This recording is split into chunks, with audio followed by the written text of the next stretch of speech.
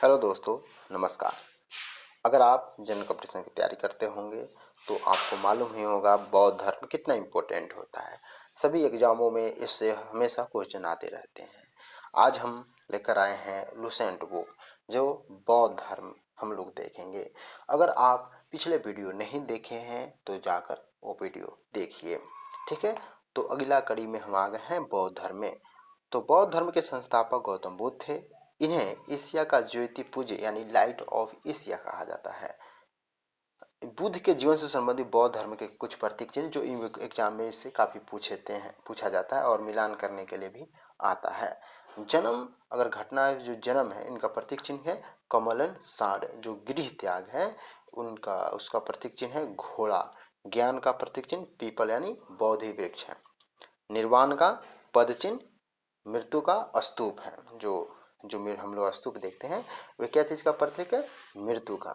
गौतम बुद्ध का जन्म 563 ईसा पूर्व में कपिल वस्तु के लुम्बिनी नामक स्थान पर हुआ था। जो कपिल वस्तु के लुम्बिनी नामक स्थान पर हुआ था। इनके जो पिता थे शुद्धोधन साक्यगण के मुखिया थे। क्या थे? साक्यगण के मुखिया थे।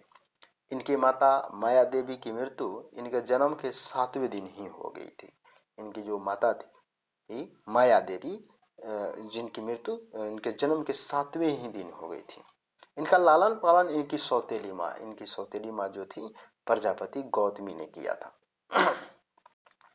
इनके बचपन का नाम सिद्धार्थ था।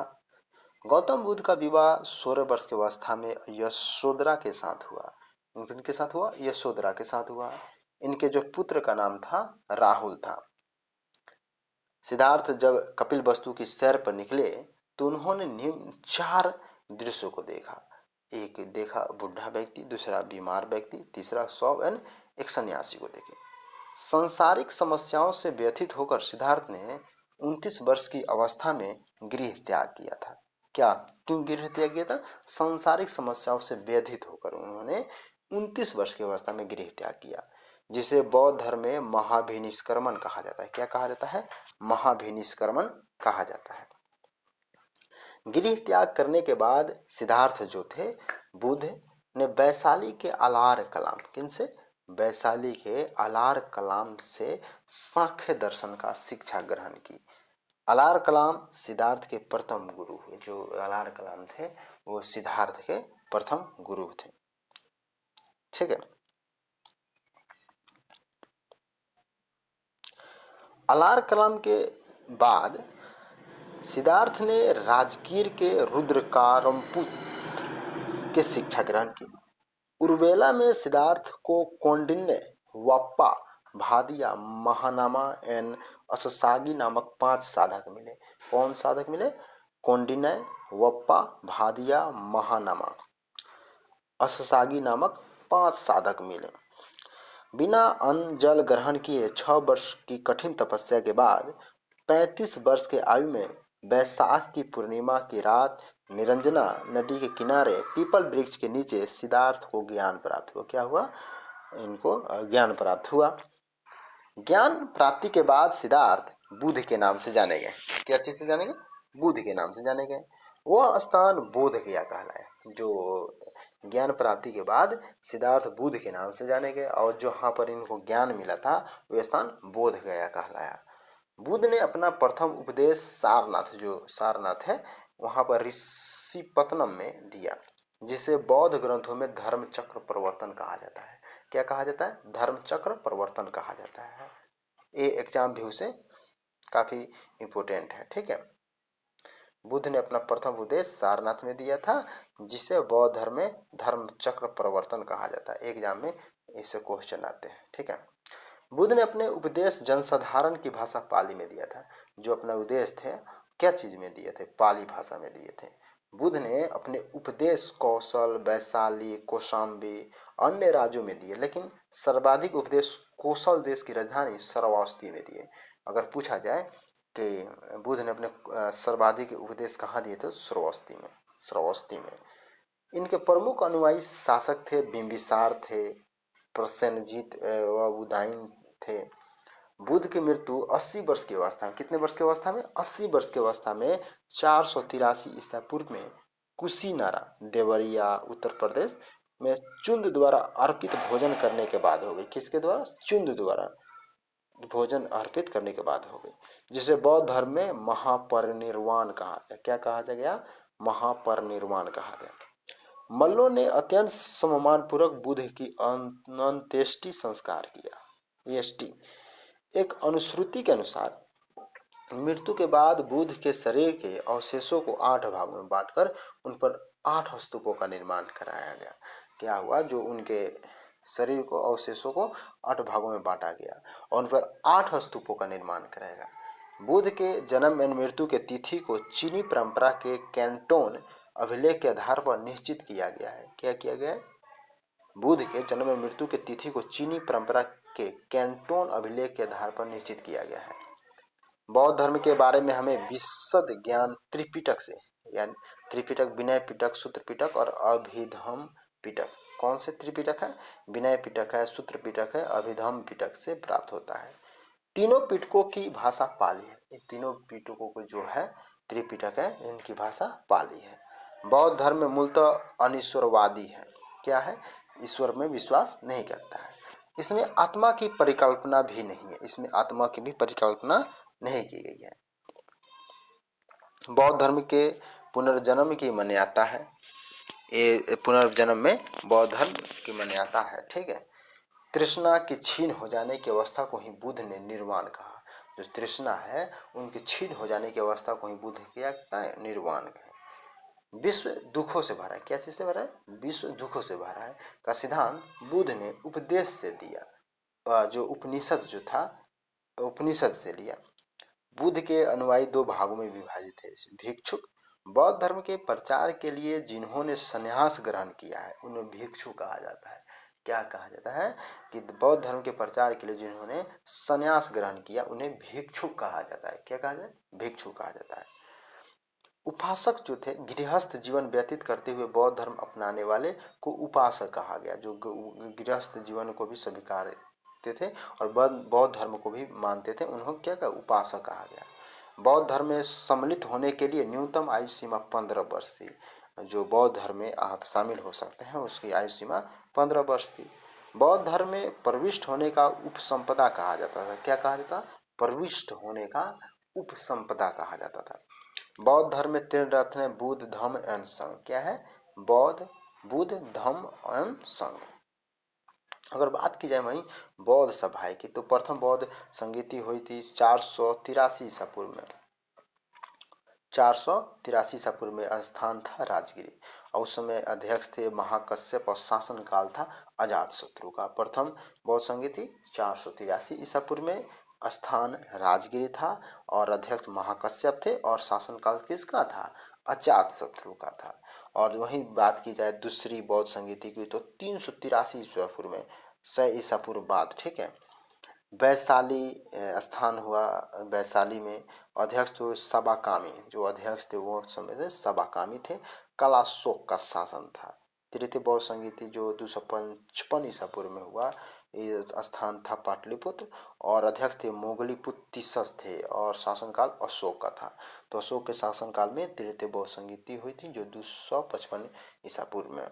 चतुर्थ बौद्ध संगीति की बातचीत की जाए तो ईस्वी की प्रथम शताब्दी में हुई थी। क्या है? ईस्वी के प्रथम शताब्दी में ये स्थान था कुंडलवन। अध्यक्ष थे वसुमित्र या अश्वमेघ। शासनकाल था कनिष्क का। ठीक है। चतुर्थ जो बौद्ध संगीति के बाद बौद्ध धर्म 2 भागों में बांट गया, हीनयान एवं महायान। कितने भागों में बढ़ गया? हीनयान एवं महायान में बढ़ गया। बौद्ध धर्म के महायान संप्रदाय का आदर्श बोधिसत्व है। क्या है? आदर्श क्या है? बोधिसत्व है। बोधिसत्व दूसरे के कल्याण को प्राथमिकता देते हुए अपने निर्वाण में विलंब करते हैं। क्या है? निर्वाण में विलंब करते हैं। बौद्ध धर्म में महायान संप्रदाय के आदर्श है बोधिसत्व। बोधिसत्व दूसरे के कल्याण की प्राथमिकता देते हैं। ठीक है। और अपने निर्वाण में विलंब करते हैं। हीनयान का आदर्श है अरहत पद से प्राप्त करना है। जो व्यक्ति अपने साधना से निर्वाण की प्राप्ति करते हैं उन्हें ही अरहत कहा जाता है। क्या कहा जाता है? अरहत कहा जाता है। धार्मिक जुलूस का परम, जो आज हम लोग धार्मिक जुलूस देखते हैं, उसका प्रारंभ सबसे पहले बौद्ध धर्म के द्वारा प्रारंभ किया गया था। शुरू क्या किया गया था? बौद्ध धर्म के द्वारा ही शुरू किया गया था। बौद्ध धर्म का सबसे पवित्र त्योहार वैशाख पूर्णिमा है। इसकी पवित्र त्योहार की बात की जाए तो ये वैशाख पूर्णिमा है, जिसे बुद्ध पूर्णिमा के नाम से भी जाना जाता है। इसका महत्व इसलिए है कि बुद्ध पूर्णिमा के ही दिन बुद्ध का जन्म हुआ था, ज्ञान की प्राप्ति और महापरिनिर्वाण की प्राप्ति हुई थी। बुद्ध ने सांसारिक दुखों के संबंध में 4 आर्य सत्यों का उपदेश दिया। ये है दुख, दुख समुदाय, दुख निरोधागामिनी प्रतिपदा।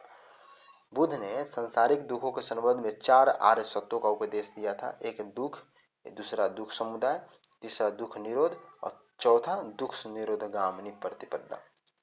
इन सांसारिक दुखों से मुक्ति हेतु बुद्ध ने अष्टांगिक मार्ग की बात कही। ये साधन है सम्यक दृष्टि, सम्यक संकल्प, सम्यक वाणी, सम्यक कर्मांत, सम्यक आजीव, सम्यक व्यायाम, सम्यक स्मृति, सम्यक समाधि। क्या है?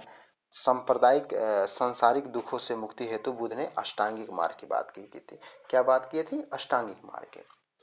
बुद्ध के अनुसार अष्टांगिक मार्गों के पालन करने के उपरांत मनुष्य के भव तृष्णा नष्ट हो जाती है और उससे निर्वाण प्राप्ति हो जाता है। निर्वाण बुद्ध बौद्ध धर्म के परम लक्ष्य। क्या है? परम लक्ष्य, जिसका अर्थ है दीपक का बुझ जाना, अर्थात जीवन मरण चक्र से जो मुक्ति हो जाना। बुद्ध ने निर्वाण प्राप्ति को सरल बनाने के लिए निम्न 10 शीलों पर बल दिया था।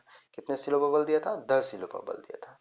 अहिंसा, सत्य, असत्य, अपरिग्रह, ठीक है, मद सेवन ना करना, असमय भोजन ना करना, सुखप्रद बिस्तर पर नहीं सोना, धन संचय ना करना, स्त्रियों से दूर रहना, नृत्य गान आदि से दूर रहना। ठीक है। गृहस्थों के लिए केवल प्रथम 5 शील तथा भिक्षु के लिए 10 शील मानना अनिवार्य था। बुद्ध ने मध्यम मार्ग का उपदेश दिया था। क्या दिया था? मध्यम मार्ग का उपदेश दिया था। अनिश्वरवाद के संबंध में बौद्ध धर्म एवं जैन धर्म में समानता है। अगर समानता की बात की जाए बौद्ध धर्म और जैन धर्म की, तो अनिश्वरवाद के संबंध में समानता है। अनिश्वरवाद, ठीक है। जातक कथाएं प्रदर्शित करती है कि बोधिसत्व का अवतार मनुष्य रूप में भी हो सकता है तथा पशुओं के रूप में भी हो सकता है। बोधिसत्व के रूप में पुनर्जन्म की दीर्घ श्रृंखला के अंतर्गत बुद्ध ने शाक्य मुनि के रूप में अपना अंतिम जन्म प्राप्त किया, किंतु इसके उपरांत मैत्रेय तथा अन्य अनाम बुद्ध अभी अवतरित होने शेष है। सर्वाधिक बुद्ध मूर्तियां का निर्माण गंधार शैली के अंतर्गत किया गया। कौन सी शैली? गंधार शैली के अंतर्गत किया गया। लेकिन बुद्ध की प्रथम मूर्ति संभवतः मथुरा कला के अंतर्गत बनी थी। किसके बनी थी? मथुरा कला के अंतर्गत बनी थी। तिब्बत, भूटान एवं पड़ोसी देशों में बौद्ध धर्म का प्रचार पद संभव गुरु ऋण 5 ने किया। पद संभव ने किया। इनका संबंध बौद्ध धर्म के बर्जयान शाखा से है। तिब्बत में, भूटान, पड़ोसी देशों में बौद्ध धर्म का प्रचार पद संभव ने किया था। इनको गुरु ऋण 5 भी कहा जाता है। इनका संबंध बौद्ध धर्म के बर्जयान शाखा से है। इनकी 123 फीट ऊंची मूर्ति हिमाचल प्रदेश रेवाल सर झील में है। भारत में उपासना की जाने वाली प्रथम मूर्ति संभवतः बुद्ध की ही थी। जो उपासना करने की जाने वाली प्रथम मूर्ति जो थी संभवतः बुद्ध की ही थी। टाबो, अब देखिए भारत के महत्वपूर्ण बौद्ध मठ, जो बौद्ध मठ है उनकी थोड़ी देखिए एग्जाम व्यू से काफी इंपोर्टेंट होते हैं। टाबो मठ तबो गांव में है स्थित। का कहाँ है? तबो गांव में स्थित है। नामग्याल मठ धर्मशाला में स्थित है। कहाँ स्थित है? धर्मशाला। हेमिस मठ लद्दाख में है। थिक्से मठ, इसको देख लीजिएगा फिर राज्य के, ठीक है, कुछ बदल गए। थिक्से मठ लद्दाख में, सासुर मठ लाहौल स्पीति में, मिंडरलिंग मठ देहरादून में, रूपटेक मठ गंगटोक में है, तवांग मठ अरुणाचल प्रदेश में है, नाम ड्रोलिंग मठ मैसूर में है, बौद्धि मंडल मठ बौद्ध गया में है। ठीक है, फिर से देख लेते हैं। जो टाबो मठ है तबो गांव में है। कहाँ है? तबो गांव में। नाम ग्याल मठ है धर्मशाला में स्थित है। हेमिस मठ जो है लद्दाख में है। थिक्से मठ जो है लद्दाख में है। सासुर मठ लाहुल स्पीति में है। भिंडरिंग जो मठ है देहरादून में है। रुपेटक मठ जो है गंगटोक में है।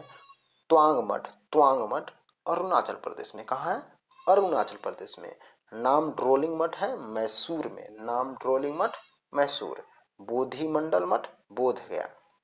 ठीक है, तो आप लोग इस पर ध्यान दीजिएगा। फिर से दोबारा अगर वीडियो देखिएगा और पढ़िएगा। ठीक है, इस जो बौद्ध धर्म है ये काफ़ी इम्पोर्टेंट है एग्जाम व्यू से। किसी भी एग्जाम में, पीसीएस में, चाहे आप रेलवे के एग्जाम दो, एसएससी के एग्जाम दें, सभी में काफ़ी इम्पोर्टेंट होता है। इससे एक क्वेश्चन आने की संभावना हमेशा बनी रहती है। तो वीडियो पूरा आप देखे हैं, तो वीडियो देखने के लिए आपको धन्यवाद। अपने दोस्तों के साथ भी इस वीडियो को शेयर कीजिए। मिलता हूँ अगले वीडियो में।